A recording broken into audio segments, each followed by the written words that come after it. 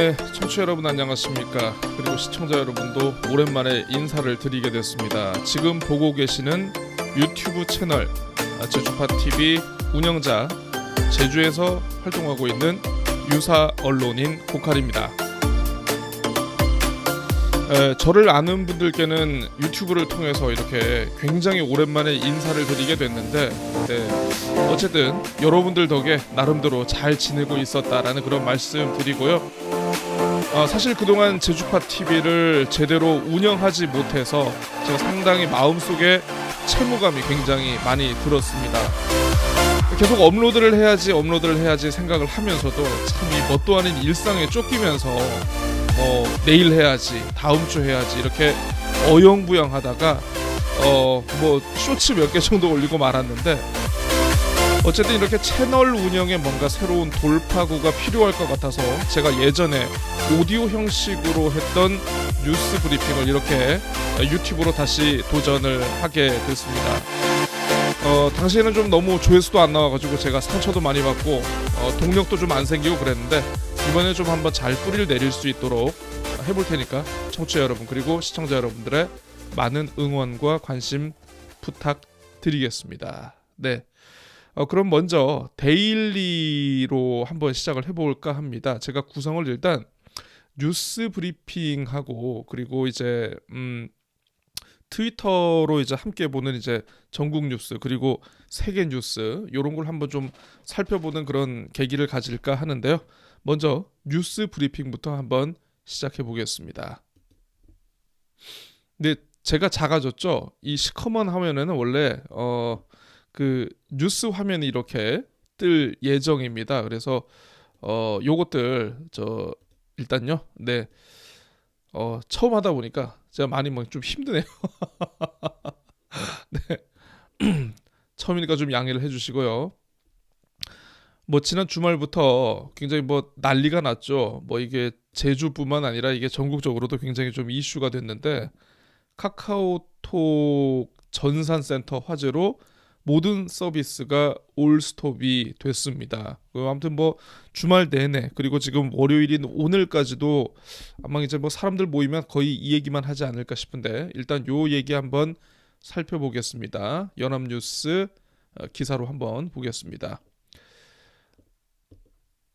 네, 서비스 장애를 일으킨 카카오톡이 한 10시간 만에 일부 기능이 복구되면서 조금씩 정상화가 됐습니다. 지난 15일 오후 3시 30분쯤 이 카카오톡의 데이터 서버가 있는 그 판교의 SK CNC 센터 건물에서 화재가 발생했죠. 이 때문에 카카오톡은 물론이고 다음 카카오톡과 연계된 각종 서비스, 택시, 지도, 그런 것들, 페이 같은 것들 있지 않습니까?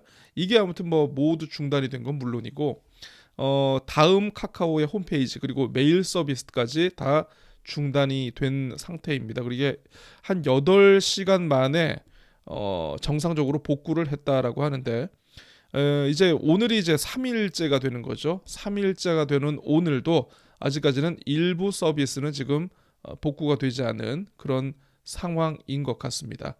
아무튼 굉장히 많은 불편을 겪으신 것 같은데, 저 같은 경우에도 저는 이제 이 맥을 쓰고 있으니까 맥용 카카오톡이 있거든요. 그 PC에서 쓰는 것처럼 맥용 카카오톡은 지금 아직 이거를 녹음하는 이 시간까지 아직 정상화가 안 됐더라고요. 네. 자, 그래서 보니까 왜 이런 사고가 발생을 했을까 관련해 가지고 이 서울신문 기사를 한번 좀 소개를 해드리겠습니다. 이거를 디지털 정전이라고 이제 워딩을 붙이는 게 저는 개인적으로 좀 많이 마음에 드는데, 카카오 정도면은 정말 진짜 돈 많잖아요. 솔직히 툭 까놓고 아닌 말로 사실 이제 자체적으로 데이터 분산 서버를 굉장히 좀 높은 수준으로 이렇게 구축을 할 수 있을 것 같은데, 서버 비용을 낮추려고 판교에, 아무래도 이제 판교에서 이제 그 사실 실질적인 본사도 거기 있는 데다가 그 관련 인프라 시설들이 굉장히 많은 것 같습니다. 실제로 그래서 이 데이터 센터 자체도 카카오가 직접 운영하고 소유하는 게 아니고 SK CNC라는 곳에 운영하는 곳에 위탁을 줘버린 거죠. 그러다 보니까 이런 피해를 키운 거 아니냐, 이런 분석이 나오고 있습니다. 네이버 같은 경우에는 네이버도 사실 이 SKCNC의 데이터 센터에 함께 입주해 있는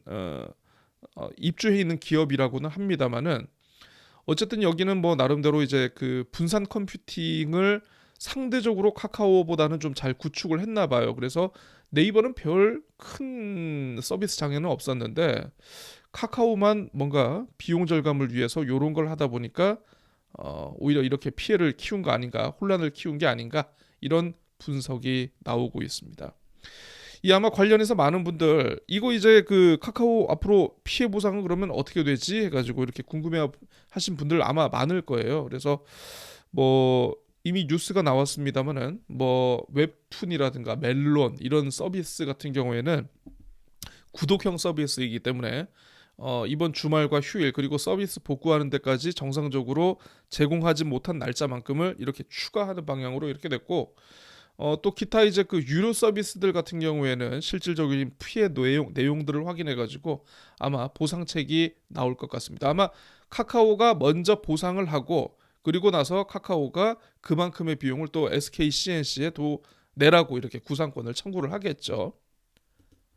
네, 아유 오랜만에 또 이분 얘기를 해보겠습니다. 또 우리 좀 국토교통부 장관으로 가신 우리 전 제주도지사 원희룡 장관 카카오는 무한 책임 자세로 보상을 해야 요런 얘기를 또 하셨는데 국토부가 어떤 일에 이렇게 또 좀 관련이 있을까 이렇게 봤더니만 네, 그 카카오 택시 그리고 이제 카카오 대리 요런 것들도 같이 멈춰서지 않았습니까? 이게 또 생각해보니까 국토부 소관이네. 그래서 요 관련 내용을 페이스북에 또 이렇게 게시를 하셨다라고 합니다.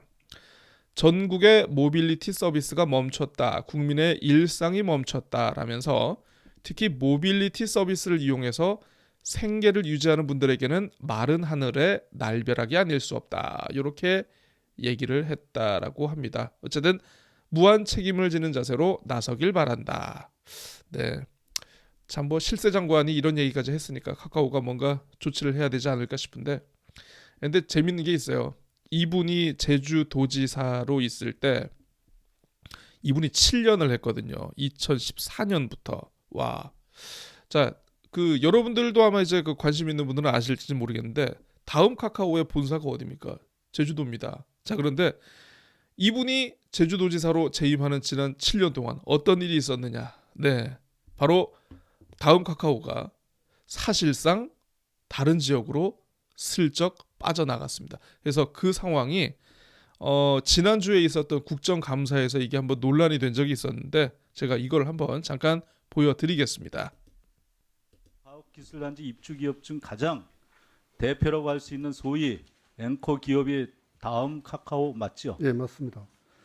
자, 이 자료는 화면 한번 봐주세요. 이 자료는 2007년 12월 5일 주 다음이 제주첨단과학기술단지에 사업을 추진하기 위해서 JDC에 제출한 사업계획서 3페이지에 나와 있는 내용입니다. 맞죠? 예, 맞습니다. 자, 그래서 당시 제주도민과 제주도청 등 지자체 모두가 환영을 했어요. 주 다음이 제주도에 안착할 수 있도록 관련 법규에 따라서 각종 지원을 했습니다. 다음 화면은 주 다음에 지원된 각종 지원 혜택 내역입니다. 한번 보시죠. 보이시죠? 예, 엄청나게 지원을 했습니다. 예.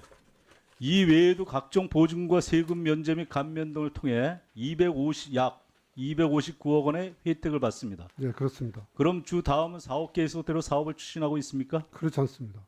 안 됐죠? 예, 예. 그래서 이 부분에 대해서 사업 계획서상에 12만 7,873평방미터, 예. 부지의 건축 연면적 3만 4,406평방미터에 달하는 건물을 지어 본사를 이전하기로 했습니다. 그리고 마지막 건물은 2013년도에 착공하기로 했습니다. 그런데 현재까지 지어진 건축물의 연면적은 그 절반인 약 17,000평방미터에 불과합니다. 맞죠? 예, 맞습니다. 예, 다음 화면 한번 봐주시죠. 이 주 다음에 카카오에 합병된 이후에 그 내용입니다. 예, 이사장님, 예, 실질적으로 다음 카카오 본사는 어디에 있어요? 지금 뭐 판교에 있죠. 예, 판교에 있습니다. 예. 근데 제주도에 없죠. 예, 없습니다. 예. 그래서 이 정도면은 이거 사기 아닙니까?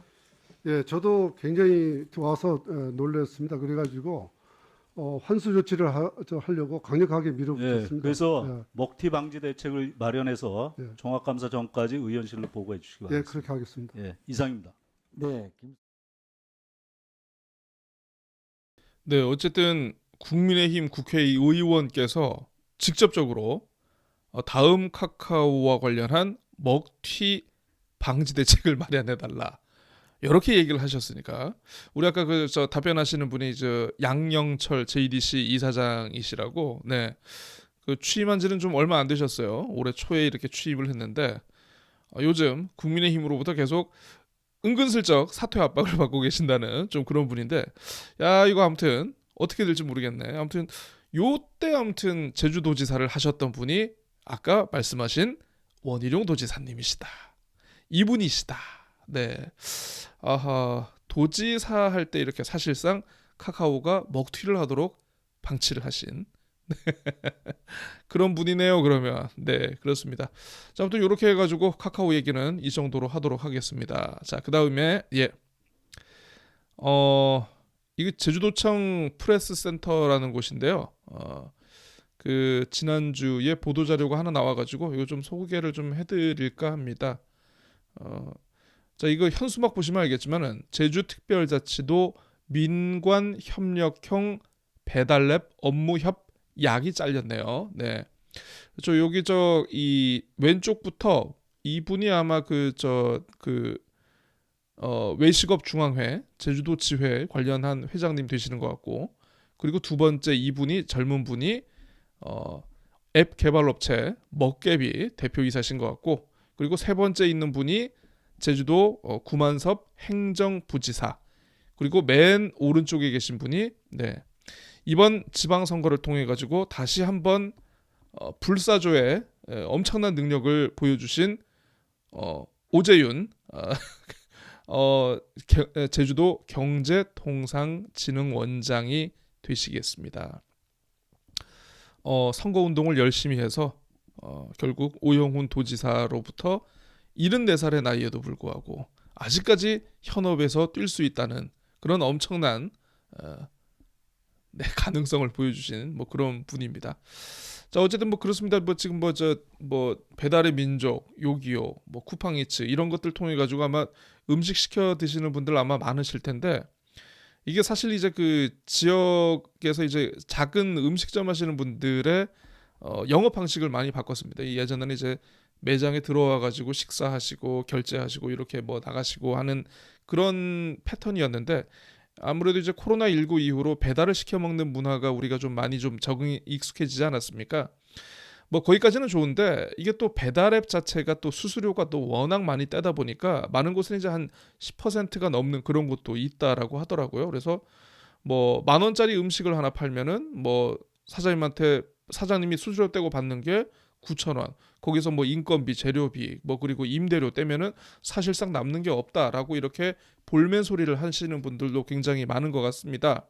뭐 물론 그 볼멘 소리 중에는 일부 좀 과장된 표현도 없지 않아 있겠습니다만은 플랫폼을 제공한다는 이유만으로 10%의 수수료를 떼간다는 거는 굉장히 좀 어떻게 보면은 비합리적인 그런 상황일 수도 있겠다라는 그런 생각이 들더라고요. 그래서 그 부담이 많이 돼서 지금 각 지자체별로 각 지역 내에서 활용할 수 있는 공공 배달 앱을 지금 만들고 있다라고 합니다. 그래서 제주도 역시 그리고 이제 그 오는 12월부터 제주에서 이용할 수 있는 민관 협력형 배달 앱 아직은 이름이 뭔지는 안 나왔습니다. 그래서 이런 거를 개발하기로 하고 요 관련된 4개의 기관 단체 그리고 기업 당사자들 대표께서 이렇게 협약을 하는 그런 모습입니다.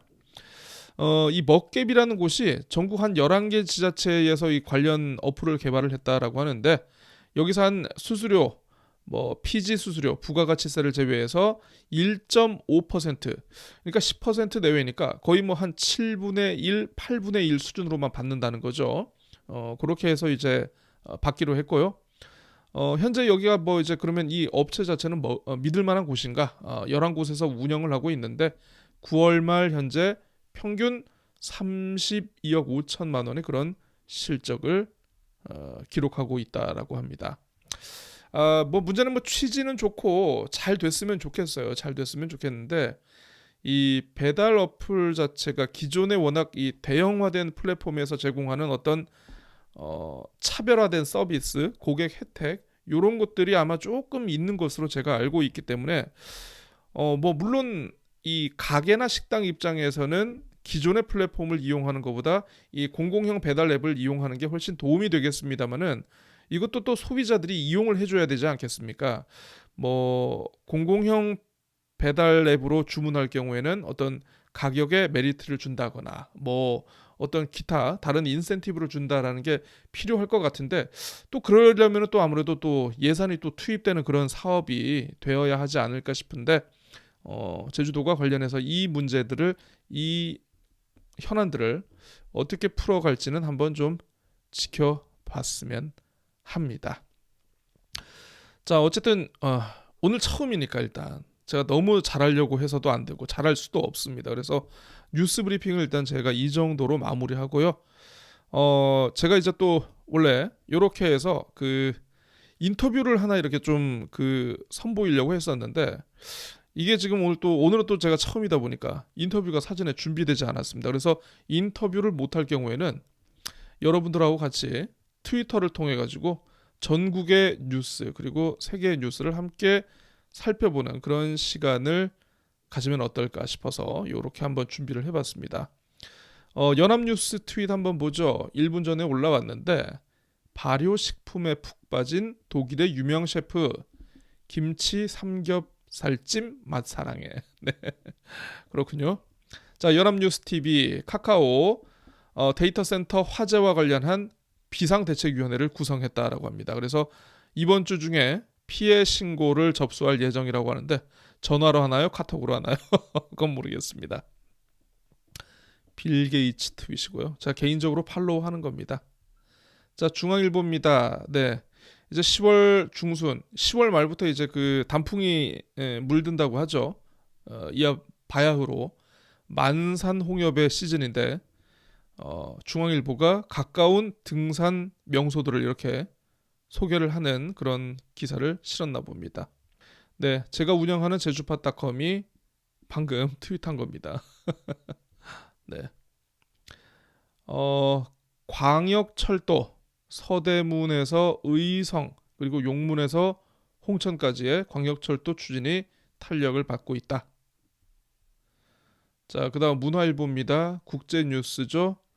그 오펙이 최근에 이제 그 감산을 하기로 했죠. 왜 하필이면 지금 시점인가? 바이든이 뒤통수를 맞았다. 그래서 오펙의 감산 결정에 그 배후에 러시아가 있는 것 아니냐라는 그런 의구심이 있다. 자, 그다음 한겨레 신문입니다. 사장 후보 LH 토지주택공사죠. LH 사장 후보로 거론되는 인물이 대형 건설사들의 입장을 대변해온 사람이라서 우리가 직접 나서서 주거 취약계층 당사자의 입장을 대변하려 한다. 쪽방촌 주민들의 이야기 담았고요. 조선일보입니다. 서해 공무원 피살 사건 요즘 뭐 아무튼 뭐 정치권의 이슈죠. 문 대통령의 당시 3시간의 행적을 검찰이 밝혀내야 한다라고 여권이 요구하는 데 반해서 야권은 구체적인 해명도 없는 정치보복에 불과하다. 이런 내용이고. 자, 그다음 서울신문입니다.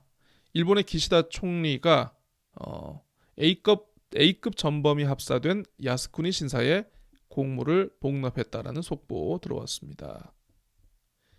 경향신문 우리나라 서해의 갯벌이 굉장히 아름답다라고 해야 되나요? 저는 이제 서해 강화도에서 군복무를 하긴 했습니다만은 갯벌은 늘 저에게 스트레스였습니다.